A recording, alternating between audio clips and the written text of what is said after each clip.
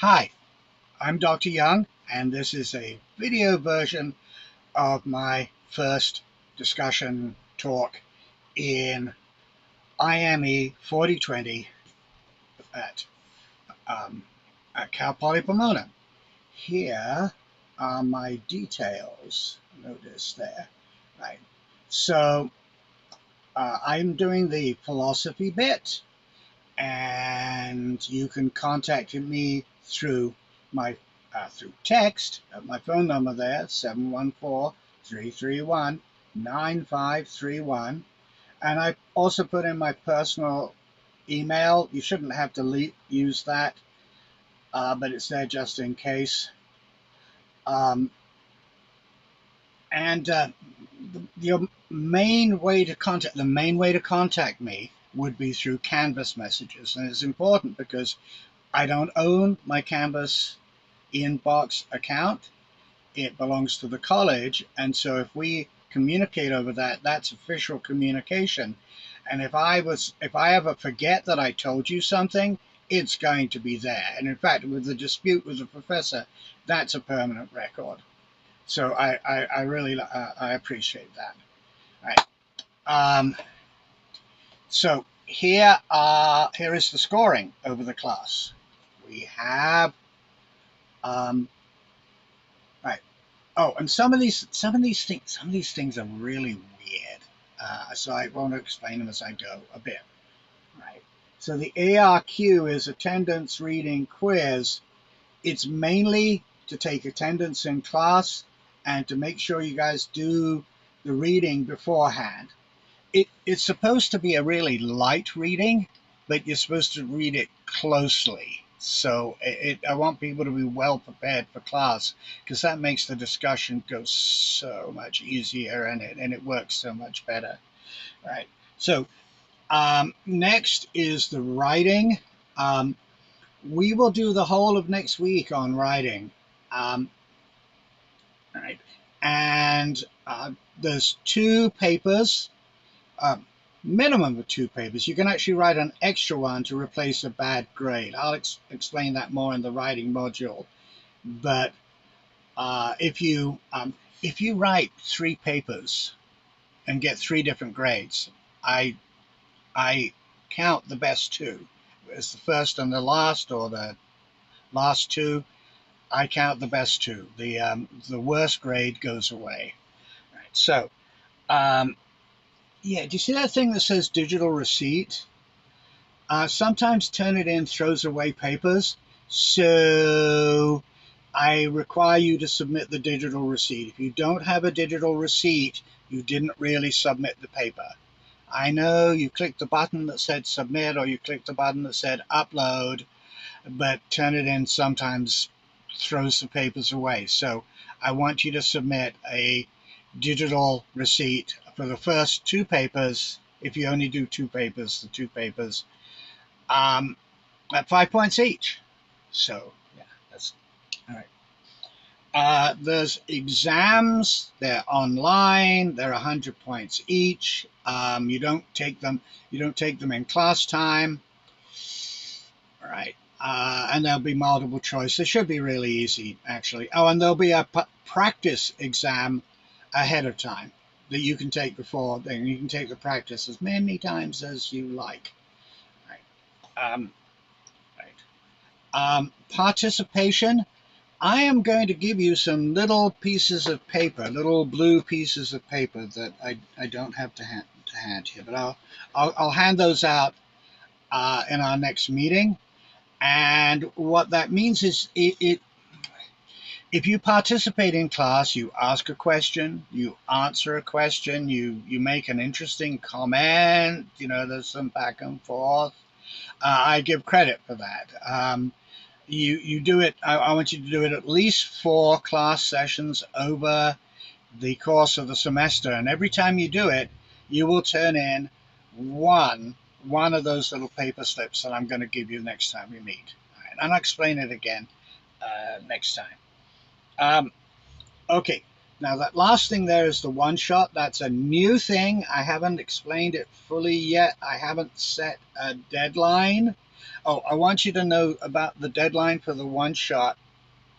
Um, if you happen to miss the deadline with your first attempt at the one shot, I will accept it as if you hadn't missed the deadline, right? Your first attempt. And I'm calling it a one shot because it's a 20-point assignment, not huge, but still 20 points. And I want you to try to get it right the first time.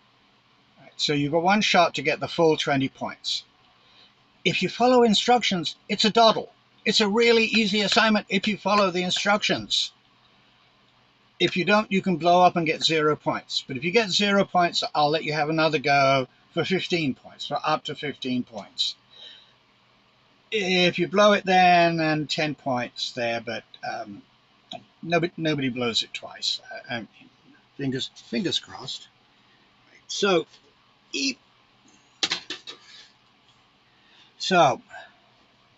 again, I'm talking about writing all next week, but here's the one shot, right? So the idea of the one shot is it challenges your ability to think rather than feel. It's a little tiny writing assignment that blah blah that you succeed by thinking and you fail by feeling. This is a couple of articles that are very emotional, the kind of things that get people riled up and excited, and most people who read that kind of writing, well, that writing succeeds by engaging people's emotions to believe things that are not true, or believe things that are not supported logically. We'll talk about that in the logic module. All right, so yes, so the idea is you read the articles. There's pick a point of dispute between the articles. Really really small issue. Really tiny issue. There'll be a very specific question. The prompts for the various points will give you a lot of help. And if you just keep calm and follow instructions and put any feelings you might have aside, it's a really easy assignment. And if you blow it the first time, you get a second try for up to 15 points. Right. So that's the main housekeeping information I want to get across in this video. So this is the kind of stuff where you might have questions, or I might have failed to explain myself clearly. If there's something you don't get, it's probably my fault. Never think that the reason you don't understand something is because you're not getting it. Never think that the instructor always explains everything perfectly, and if you don't understand, well, that's because you're not No, always assume that the instructor screwed up. Because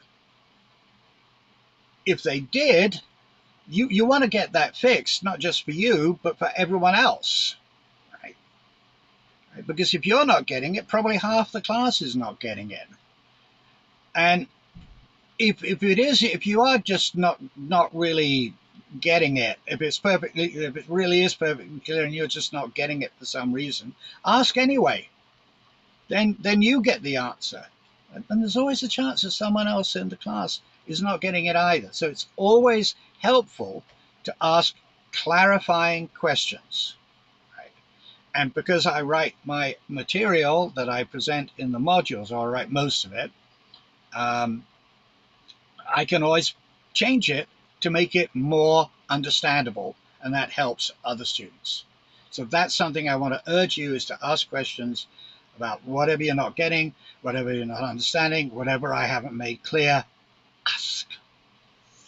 Oh, and that counts as participation. So you ask a question at the end of that class, you turn in one of them participation, just one of them participation slips, and yeah, you get credit. All right, so here's the last thing. This is a sort of overview or sort of background to the whole class. I'm going to be talking about um, cognition and logic.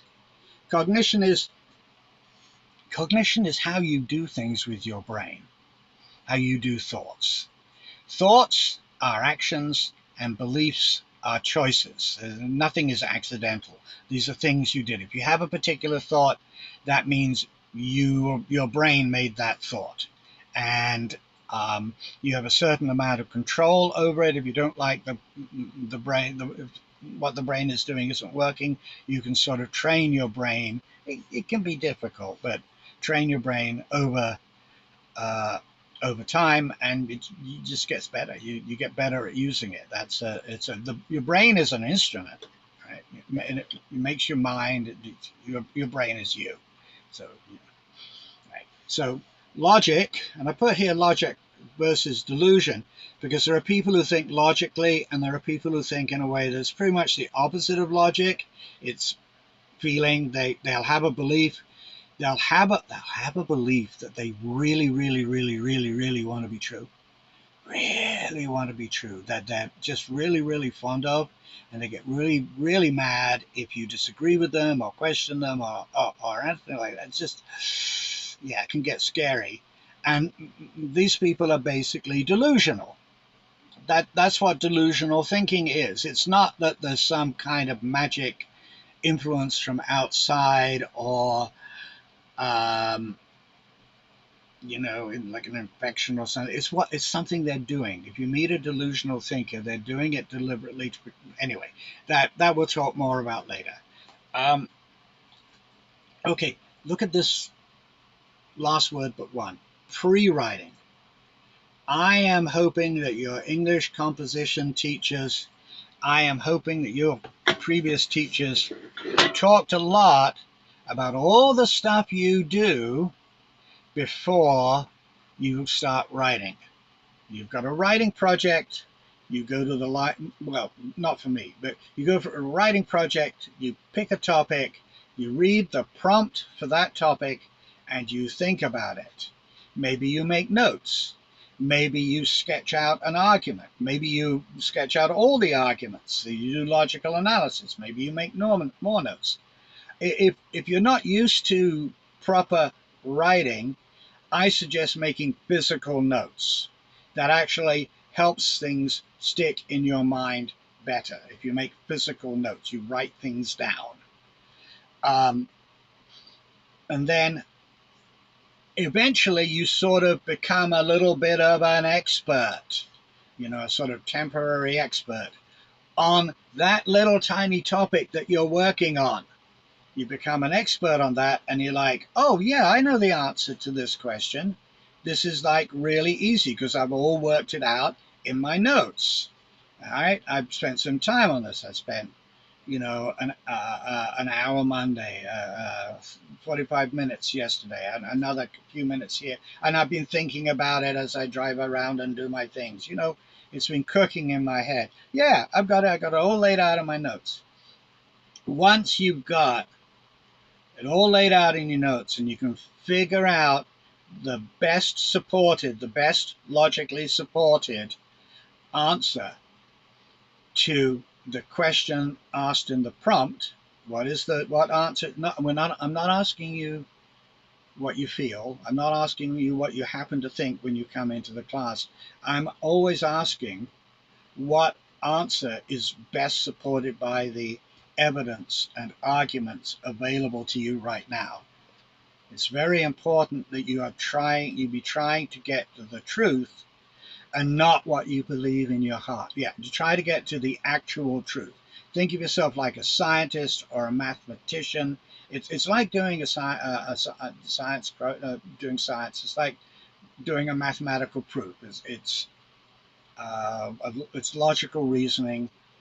Um, you're not really, I mean, you can express your feelings, but I've got nothing against that. I'm just not going to give you credit for writing that is just an expression of feelings. Anyway, when you've got it all sorted out, and you could explain it to someone else easily, then you write that down. And the writing, the actual type writing, should absolutely be the easiest part. It should not be difficult. If you get into difficulties while you're writing your paper and like, what am I going to say about this? Go back, do your pre-writing, throw that draft away. Oh, I mean, save it, but forget it. Go back, do your pre-writing again, or do the bit of pre-writing you missed, and then when you've got everything worked out all over again, finally got everything worked out, then you write the paper. And again, it should be easy. I call it writing up, just writing up your results. Think about Nobel Prize winning science papers. Nobody ever sat down at a word processor and said, I'm going to do a science question. What's the question? Oh, here's the question. Yeah. Um, what is the answer to the hidden variables question? Are there hidden variables in quantum mechanics? So I think there are. All right, there are hidden variables. All right, now how do I prove it? Well, I got to write this up. Nobody won a Nobel Prize like that. Nobody won a Nobel Prize by starting with their thesis and then writing up something to make it look like their thesis was correct. The prize-winning papers, people did research, sometimes for decades, certainly for months, even years, where they're doing experiment, result. How do we interpret this? What do we think this means? What explanation best fits these facts? Right. So that is my video review of my first lecture. And if you have any questions, please have them ready. I'm turning myself off, obviously. Have them ready for our next meeting. Next time you see me, you should have questions.